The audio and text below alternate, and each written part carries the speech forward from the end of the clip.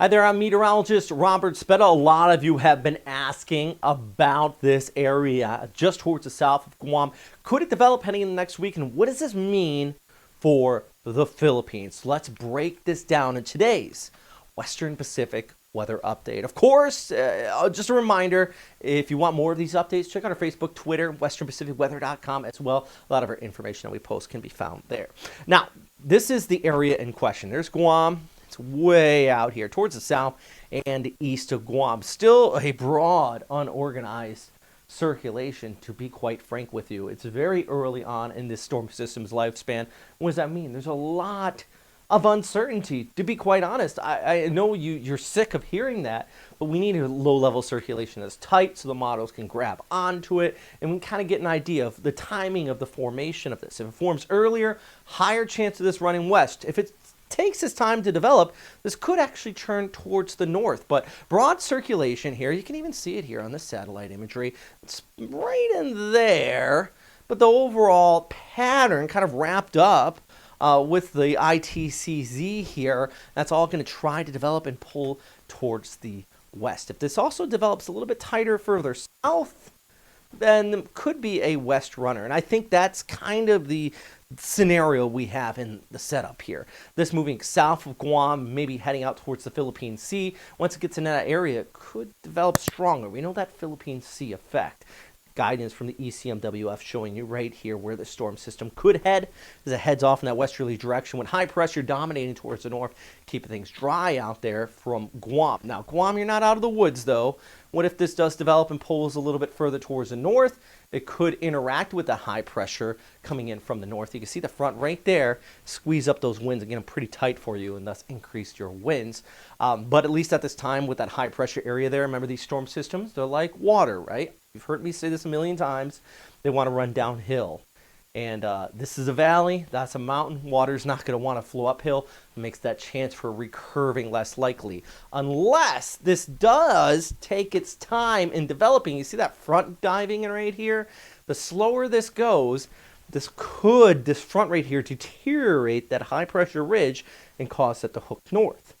If it doesn't do that, this is going to stay on that westerly projection. So thus, we start to see that increase in chance of development and moving into and impacting the Philippines. But for now, that high pressure ridge, another cold surge, all that stuff should keep this further down towards the south and make it more of a straight runner. But we're still a week out. You see those variety of scenarios here, plus the Philippine Sea effect as far as intensity is concerned, is something we want to monitor as well. But know your information from official sources, guys. I'm not your official source. Make sure you check back in with Pagasa, the National Weather Service out of Guam, all those good things. Before I get into, the local forecast at the time, I do want to show you this real quick.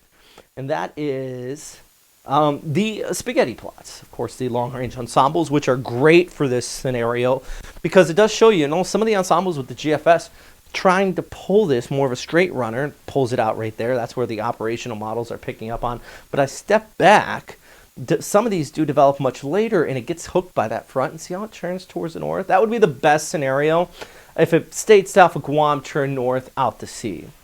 But you can see here it's not concrete. There's a wide range. I know we look at the operational models all the time and you look at this and you go, well, geez, this says this is happening. This is what we're talking about when we see that uncertainty and that differification of that long-range guidance.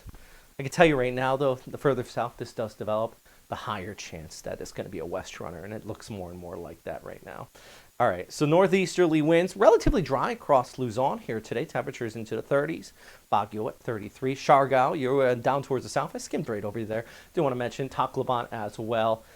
You guys have actually been into the lower 30s, some afternoon showers, things like that. Nice little onshore easterly breeze. But that is going to change up. Watch the winds as we go ahead into early next week. Here comes our next front. Here it comes right there.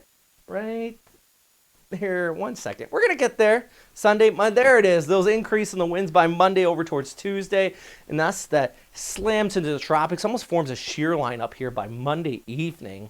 I expect some scattered showers from Legazpi down towards Forsyth. Remember, this is not our tropical system. This is a setup with that next front coming in, kind of squeezing and pushing that moisture while our next tropical system is trying to develop well back here towards the south and east. And here's another look with that high pressure ridge towards the north.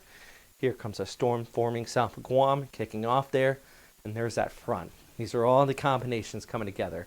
If I was a betting man, though, I would say something's going to develop and push west, maybe towards the Philippines by next week, especially as far south as it looks like this thing is organizing. So I trying to talk slow today to keep you guys posted and the most vital information of what we know now, so no one's confused. I see a lot of things on social media, a lot of people just screaming death storm pretty much.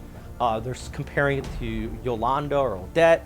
It's not there, guys. We're not at that point. We're in the deep breaths. I know Novembers are scary because we have a lot of things that have happened in the past this time of year in this exact scenario, which is why I want to continue to check back in. Big thanks for everybody on Patreon. I just see there. Big thanks for Weatherscape XT. That's these fantastic graphics we are using here for these updates. If you want to check them out, they are Metro Weather. And boy, I love these graphics. They look so beautiful. Name me another weather YouTuber that's using fantastic graphics like these. And that is all thanks to your support at home and the big support from these guys at Metro Weather. All right. Thanks for watching. Number one thing, as always, of course, is stay safe out there.